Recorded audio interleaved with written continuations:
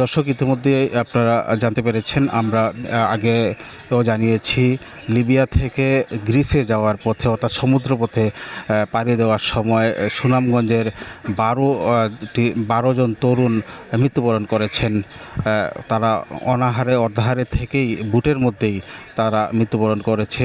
এমনকি তাদের নানা সমস্যা এবং শারীরিক সমস্যা দেখা দিয়েছিল, যার ফলে তাদের এই প্রাণহানি ঘটেছে। আমরা সুনামগঞ্জের জগন্নাথপুর উপজেলার পাইলগাঁও গ্রামে এখন দাঁড়িয়ে আছি।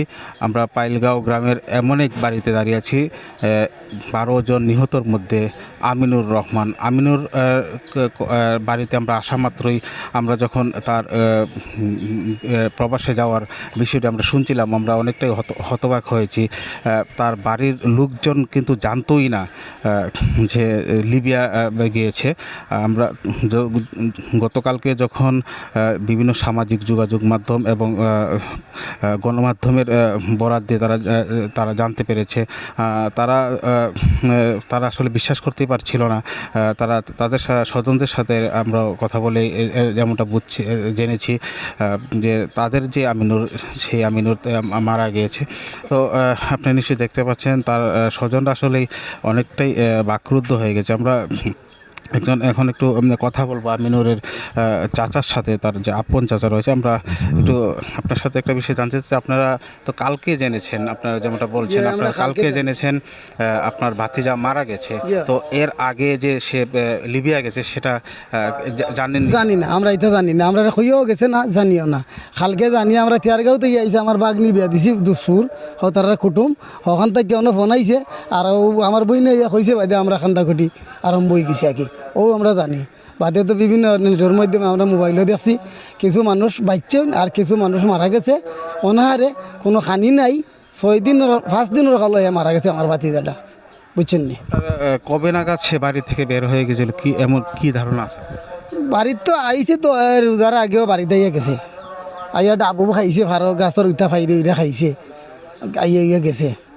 এর বাদে আর রোজাতার আইছে না, দেখছি না আমি, বুঝছেন নি।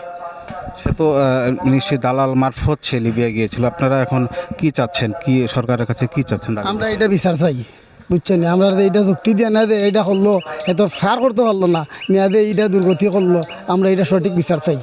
এই যে দালাল আজিজ দালাল মানে পাইছি আমরা নাম, আরও সে ওটা তার মোবাইলের মধ্যে আছে, ওখানে হয়েছে, এটা আমরা বিচার চাই।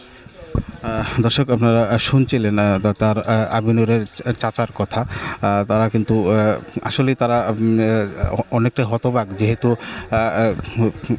তাদেরকে না বলেই আমিনুর বাড়ি থেকে বিদায় হয়ে গেছিলো। আরেকটা কথা হচ্ছে, তার মায়ের সাথে আমরা কথা বলার চেষ্টা করেছিলাম, কিন্তু আসলে তার মা বা বাবা আসলে কথা বলার মতো পরিবেশই নেই। তারা একেবারেই শোকাবহ পরিবেশ বিরাজ করছে। কারণ আমিনুর যখন বাড়ি থেকে বের হয়ে গেছিলো, সেই যে তার ছেলের মুখ দেখেছিল, এখন মৃত্যুর খবর পেয়ে আসলে অনেকটাই তিনি একেবারেই হতভম্ব হয়ে গেছে, এমনটাই বলা যায়। আর একটা বিষয় আমি যদি ছোট্ট করে বলে রাখি, আমিনুর কিন্তু একজন ব্যবসায়ী, ভালো মানের ব্যবসায়ী ছিল, এবং তার পরিবারের এমন কোনো সমস্যা ছিল না যে তাকে বিদেশে যেতে হবে। পরিবারের সদস্যরা এমনটাই আমাদেরকে বলছেন, এবং আমরা যেমনটা জানতে পেরেছি, তার পরিবারের সদস্যরা সরকারি চাকরি করে, এমনকি তাদের এক ভাই লন্ডনেও থাকে। তাই এরকম অবৈধ পথে বিদেশে পাড়ি জমাবে এমনটাও আসলে এই পরিবারের সদস্যরা বলছেন, এমনটা তারা কখনোই ভাবেনি। তো শুধু এই বাড়ি নয়, জগন্নাথপুর ধীরাই উপজেলার যে আরও 11 পরিবার রয়েছে, প্রত্যেকটা পরিবারেই কিন্তু এখন শোকাবহ পরিবেশ বইছে। এই ছিল সুনামগঞ্জের জগন্নাথপুর উপজেলার পাইলগাঁও থেকে সর্বশেষ।